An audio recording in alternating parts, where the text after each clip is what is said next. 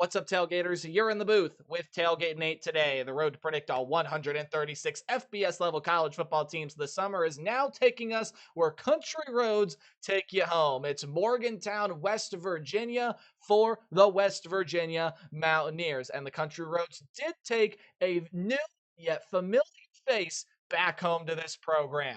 My name is Nate Pope, otherwise known as Tailgate Nate, and I want to thank you all so much for clicking on this video and for helping to support the channel. If you'd like to support the channel even further, please do what it says right below me. Hit that subscribe button, and while you're at it, you guys might as well ring the bell. Turning on notifications will ensure you do not miss an upload, especially not one of your favorite team. You don't want to miss anything during prediction season, so you might as well do it. I am a sports media grad, just started my new job in the industry. You want to see all the cool stuff I get to do and still be up to date what goes on this very YouTube channel? Well, give me a follow on social media. It's at Tailgate829 on Twitter or X, whatever your preference to call the platform, and Instagram. Again, it's at Tailgate829. Feel free to even email me, tailgate829 at gmail.com. Thank all of you for supporting and interacting with me or the channel in whatever way you may be doing so. And with all that said and done and out of the way, Rich Rodriguez is back for his second stint with the West Virginia Mountaineers, where he also played football in the early 80s as a defensive back. He was the head coach of this program from 2001 to 2007, where he led the team to countless number of first place finishes in the Big East Conference, lots of Gator Bowls. In fact, even a New Year's Six bowl game and the Sugar Bowl in 2005. Last 3 years, double-digit win seasons, and that very well could be the expectation moving forward for this program since Rich Rod is back. How do we do preview predictions here on the channel? Well, we are going to go through a roster overview in which the offense is going to be over here to the left and the defense is going to be over here to the right. At the end of the video, we'll go through the West Virginia football schedule. I'll give it a game-by-game preview and prediction in this video overall. Is going to tell you what I think about the West Virginia Mountaineers and their new yet familiar head coach, Rich Rodriguez, in 2025. Before we do get started, though, right below me are some returning production numbers that just provide some good context to the sort of talent that is going to be returning here on this team. Those numbers are courtesy ESPN, and they do factor in portal additions up to a certain percentage. And then right down below that are your recruiting and transfer portal ranks for the class of 2025. They are according to 24/7 Sports. You will notice there is an asterisk right up here with Travis Trickett, who is technically your offensive coordinator, but what the asterisk means is it's very much so going to be a Rich Rod-led system. Travis Trickett is kind of like the fill-in guy, like, well, we kind of got to give someone this title, so you go ahead and take it.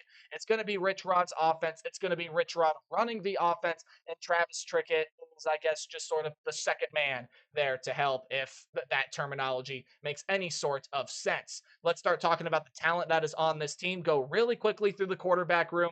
Garrett Green had his ups, had his downs. Yeah, the potential and ceiling was high. The numbers are not going to be super flashy. 2,300 yards exactly, 15 touchdowns and 12 interceptions. However, what will be flashy is his numbers as a runner last season. Was stupidly effective on the ground. 751 yards and 6 touchdowns last season. Again, was the team's second leading rusher and averaged 5.6 yards per carry, ripped off some explosive runs. Again, there was, I think, a little bit more to be desired with Garrett Green, especially in his passing ability, but he is now a Tampa Bay Buccaneer. So Nico Marchiol is going to be taking over the quarterback room. In 56 passes attempted last season, he completed 37 of them, right around 2/3 of the passes he threw he completed for 434 yards, 5 touchdowns, and 2 picks. Also a guy that can get outside of the pocket and run. 120 yards on 40 tries. Sack yardage is included in that. And he had, 2 touchdowns last season. So I think Nico Marchiol is going to be a pretty solid starter.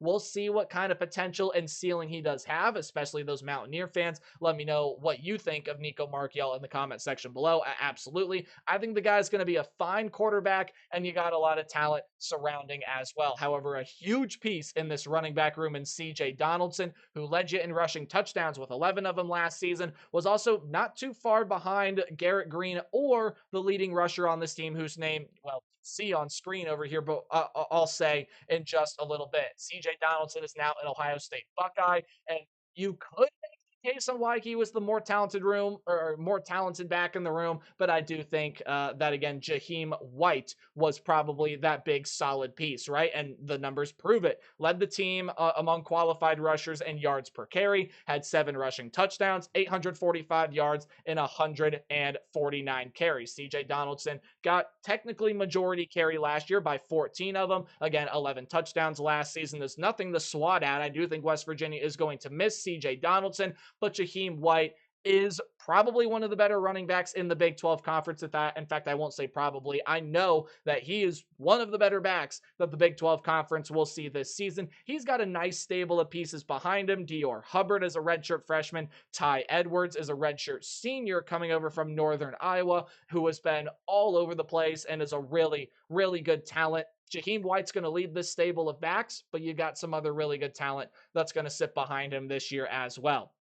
Top 2 wide receivers, your top 2 targets are both gone through the transfer portal. Hudson Clement is going to be off 741 yards and 5 touchdowns for him last season. I'll get you exactly where he's going in just a little bit. It is the Illinois Fighting Illini. You're also going to be losing Traylon Ray, who is going to be going over to Ole Miss as a 4-star transfer, 3rd leading receiver, 426 yards and 4 touchdowns. Again, the 2nd leading target as far as wide receivers go this season. And if you want the guy that's right in between the two, it was your starting tight end last season. Cole Taylor is off to the pros, 448 yards and 3 touchdowns as the starting tight end last season. So overall, your top 3 pass catchers from last year are gone, and you got to find guys to fill in those roles. However, in the wide receiver room, let's get back to that. You do have some pretty solid names here. Rodney Gallagher is a good option. Jaden Bray is a former Oklahoma State Cowboy who's going to be a good option. Didn't have the most productive season last year, but we'll see that production increase this season.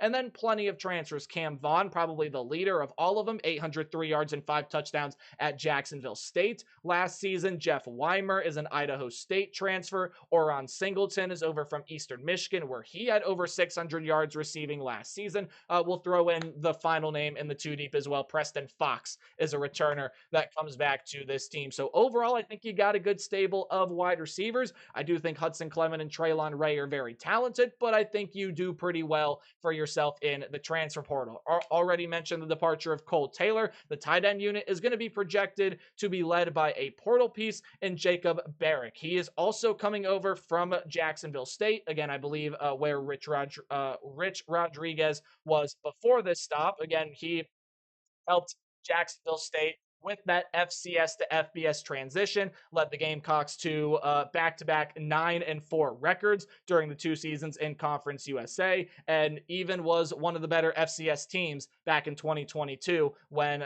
Jacksonville State was still in the ASUN. So he's going to be coming over, played a big role with Jacksonville State, and definitely can again this season. This is going to be a new look offensive line. However, each room kind of gets its solid returners and guys who are familiar with the overall program, but it is going to be a pretty completely new look offensive front. The portal bulked up the line of scrimmage hard, and while you do have some good returning pieces that are going to slot in, I think it's going to be an entirely starting new offensive line, with maybe the exception of 1 or possibly 2 pieces. But as far as starters go last season, wipe the slate clean. You're going to get some new guys up front doing the blocking for you for the Mountaineers. Moving on over to the defense, your defensive coordinator is Zach Alley. Many top performers from last year are gone, and is to be expected when you get a new head coach in here, and with again how many players were really, really good and high upside talent on the West Virginia defense. I do believe you have a couple NFL guys, but a lot of guys leave through the portal. We'll talk about those as well. It's going to lead to a defense that honestly is fairly portal built, especially in the defensive back 7. But we are going to be talking about the defensive line first. It loses a ton of talent. Fatorma Mulba, Sean Martin, TJ Jackson are going to be highlighting those losses up front for you in the primary pass rushing ranks. TJ Jackson led the team in sacks last year, had 6.5. We all know how big of a leader Sean Martin was for so long throughout his career with the Mountaineers. and Fatorma Molba was the leading tackler among defensive linemen for this team last season. Not to fret though, good pieces do return, and it is mostly returners that are projected to start according to ourlads.com on the defensive front, and you do have a lot of really good pieces. Hammond Russell is a redshirt senior coming back. Edward Vesterinen is a phenomenal piece at the defensive tackle position who is a true graduate student. He's going to be a really big piece for you. You do have a couple other solid returners playing that band position. Bandit, I think, is the official title. Combination linebacker, defensive lineman. You do have Curtis Jones. And his name is not mentioned. I wanted to make sure his name was not mentioned anywhere else on here, but Curtis Jones, true sophomore, could fill in a role very nicely for you. And then probably the best performer you're going to get out of the transfer portal is Jamori Robinson. He's coming over from UTSA, that's University of Texas San Antonio, where he had 10 and a half sacks and 43 tackles last season, 17 tackles for loss, plenty of QB pressures, a couple fumbles forced last season as well. Yeah, he's going to be a pretty darn good player at the next level. I think his talent is going to transfer over very, very easily. Linebacking unit, Reed Carrico and Ben Cutter are going to be the lone mainstays in a room full of substantial loss. Reed Carrico is a former Ohio State Buckeye who has had a pretty solid role with this team over the past couple of seasons, but just one of, if not the most talented defensive player you had on the team last season. Josiah Trotter, 93 tackles last year, did have a pick, was just one of the biggest leaders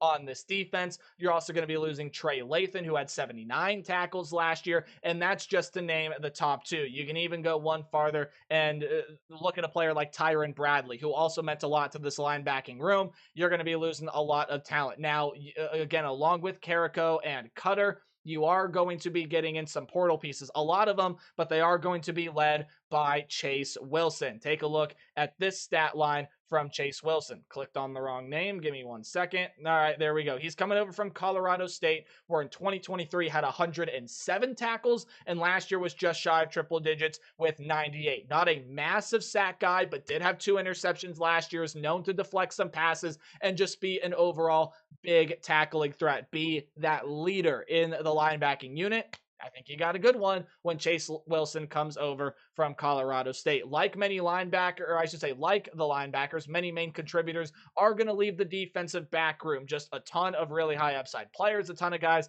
that gave you a lot of good production last season. Anthony Wilson, your leading tackler, 2 seasons with the Mountaineers where he had 102 tackles, including last year, had 2 picks along with a pick 6 last season.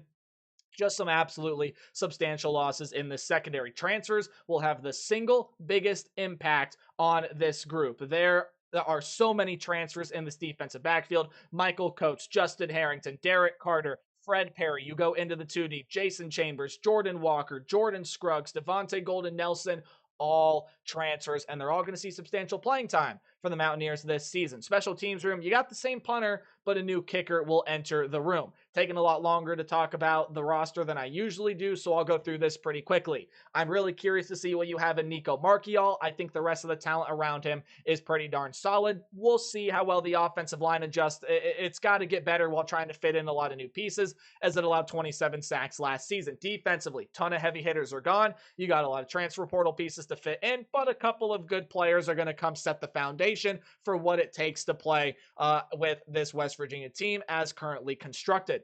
Let's take a look at the schedule.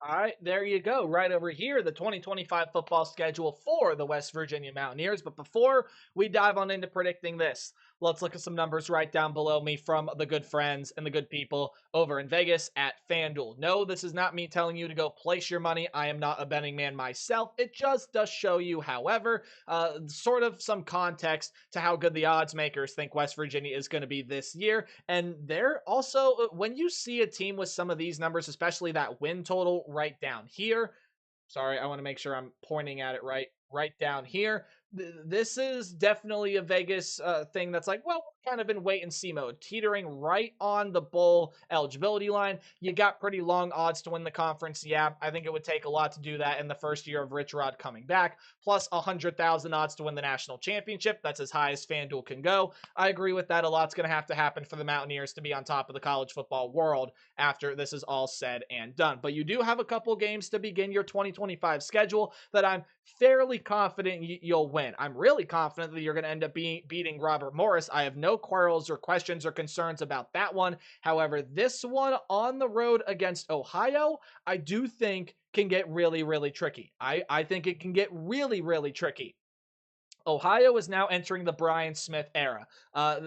This is a program, though, that has got a ton of good talent. Parker Navarro is coming back. C.A. Bangura, after it just not working out at the Power 5 or at the Power 4 level, is coming back to the Bobcats, where he was a stud in the running back room. Wide receiver room has got a lot of good pieces from last year's squad that's coming back. The defense is going to be loaded and brings in a ton of really talented transfers, especially up on that defensive front. Ohio's going to be one of the top teams on the MAC this year, and I don't think this is going to be an easy out for West Virginia. I think the overall talent level is just a little bit too much. You do also have Rich Rodriguez there, who's a very experienced head coach, and I just don't see West Virginia losing a lot of games that they shouldn't lose this season, if that makes any sort of sense, which I know doesn't mean much because you're playing in the Big 12, and in my opinion, there's no such thing as a game you shouldn't lose in the Big 12 conference. Nonetheless, I do think West Virginia, or I should say, I do think Ohio puts up a pretty good fight, but West Virginia is the more talented team. They will pull out that win. I just did Pitt earlier today. And again, backyard brawl. Love talking about these games. I love having, in my opinion, one of the most underrated rivalries in college football to talk about. These two schools hate each other, but I think Pitt is a really, really dangerous team this year. If Eli Holstein stays healthy, watch out. Desmond Reed is a lightning bolt. He is absolutely fantastic to watch. The wide receiver core is good. The defense did really well in the transfer portal and brought back a ton of returners that were really vital to this team from last season. It quite simply, when I look at these two teams, it's a Panther team that doesn't necessarily have to fill a ton of gaps. They don't necessarily have a ton of talent they're looking to replace, a ton of ways that they can mishmash different combinations of things.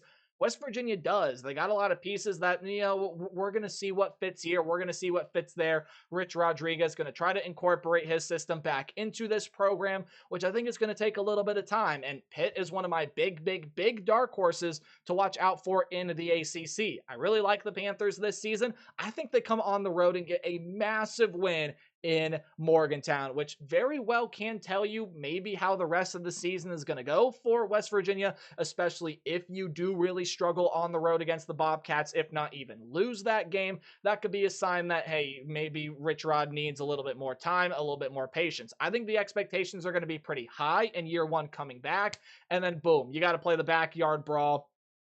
Rich Rod knows how much that rivalry means, and I think West Virginia keeps this one close.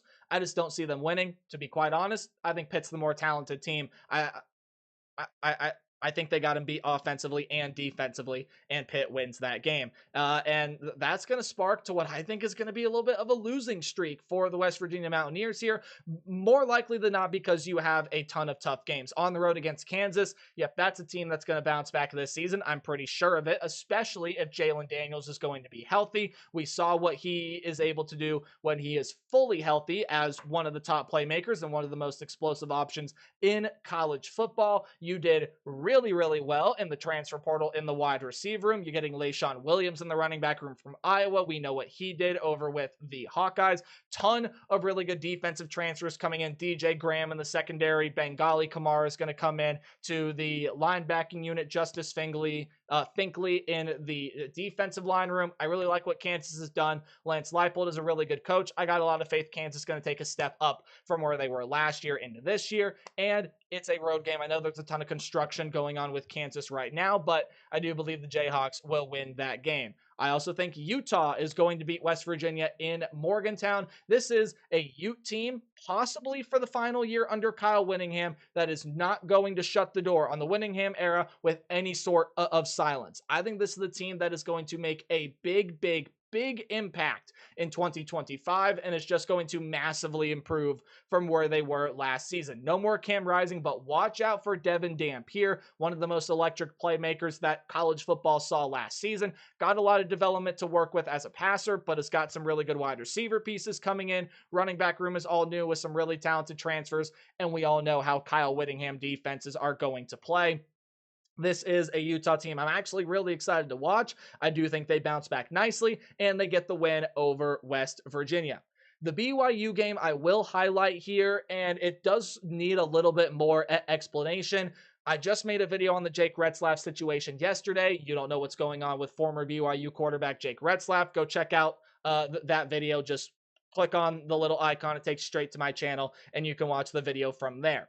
Even without Jake Retzlaff, I think BYU's got a lot of pieces to be competitive this year. I think they're going to have a pretty solid defense. Kalani Sitake is a phenomenal head coach, and no matter who's at quarterback, they got some guys that, while I don't think they've thrown many, if at any passes for BYU at all throughout their collegiate careers, they have thrown collegiate passes elsewhere. Now, it's a really difficult situation to try to throw a quarterback into this system this late in the training camp cycle. We are less than 2 months away from the start of the college football season, and you have to break in a new head man. I still think BYU's got enough pieces to be competitive. I think as long as Kalani Sitake is that head coach, BYU's got some sort of staying power, and they will be competitive. I'm not changing my pick here. I think BYU beats West Virginia, and they're going to ride a 4-game losing streak into the bounce house. Yeesh. However, I think they bounce back and win this one. Like, it may take a little bit of time for Rich Rodriguez to envelop his system back with this program. I think it's going to take a while for Scott Frost to, just get back into the head coaching side of things. His stint with his alma mater at Nebraska, shall we say, was, underwhelming. We'll just go ahead and leave it at that. Central Florida's left in a really tough place after Gus Malzahn leaves and goes to take the offensive coordinator job at FSU. And while the team is going to be entirely overhauled through the portal, albeit with some pretty talented names, UCF is going to take some time to really start being a fighter and a contender seriously within the Big 12 Conference. So I do think that Central Florida goes down and loses that one. Apparently, it already highlighted my prediction, so we'll just go ahead and talk about it really quickly. Yes, I do think West Virginia is going to beat TCU. Welcome to the Big 12 Conference. I think TCU is going to be a really tough team this season, especially in trying to defend their pass game. Josh Hoover's coming back, and he's got a ton of phenomenal weapons surrounding him with, some pretty solid running backs back there as well. Defensively, I think they got some really solid pieces. Simply just one of those cases, in my opinion, to where you look at it, I think West Virginia is a better, more talented team than Central Florida. I think it's pretty close with TCU. I probably would give the edge to the Horned Frogs. Again, welcome to the wild chaos and chaotic nature of the Big 12 Conference. You could say the same thing right here because Houston is a team that I honestly feel like is going to take a step in the right direction this season. Does that mean making a bowl game? Not necessarily a guarantee, but they're really well coached by Willie Fritz. I think they got a lot of good talent. They pretty much reworked their entire team through the transfer portal as well, and I think did pretty darn well. I think Houston brought in a lot of very talented pieces. Connor Wiegman is a very experienced option that's going to be coming in at quarterback. You're going to get Dean Connors, who is coming over from Rice, a guy that I think was really good with the Owls over the past couple of seasons. Houston's going to take a step forward this year, and again, while West Virginia tries to figure some things out. Colorado, how do you replace Shadur Sanders and Travis Hunter? The answer is you quite simply don't. However, they're going to try at the quarterback position with Caden Salter and Julian Lewis. Caden Salter probably going to end up being that starter, but Colorado's got a lot of other holes to figure out on top of the fact that their offensive line still needs a ton of work. I think this West Virginia defensive front can take advantage of that, and they will win that game. So now you got to win one of final 2 games to get into a bowl, and they're going to be some really tough asks. I don't think you're beating Arizona State and Tempe. Sam Levitt's back. Jordan Tyson is back. Defense returns a ton of pieces. I still really like them as one of the most talented groups in the Big 12 this season. Same thing when you're talking about Texas Tech. I still think they're going to be one of the most talented groups. I think they're going to be a really, really good team this season. Yet again, I say it pretty much every time I record a Big 12 video, welcome to the Big 12. I think some way, somehow, Rich Rod is going to navigate this team to a bowl game this season. He's too familiar with the program. He's still too familiar in knowing what it takes to win here, both as a player and as a coach, and he does have a lot of good pieces on this roster. So I think at the very least, I probably see 5 wins. Now, 4 wins, 3 wins, worst case scenario here in which, whoa, Rich Rod needs a little bit of time. But this is a team that I think if everything works out, can be pretty sneaky in the Big 12 conference. And hey, Arizona State had the team with the worst odds to make the Big 12 championship, and then they won the thing. So nothing's out of the question in the Big 12. Everything fits together. Watch out for the Mountaineers this season. I just think a lot of Mountaineer fans are happy that Rich Rod is back. Let me know what you guys think about the Mountaineers in the comment section below. Remember to play hard but tailgate harder, and I'll see all you guys in the next video. Goodbye.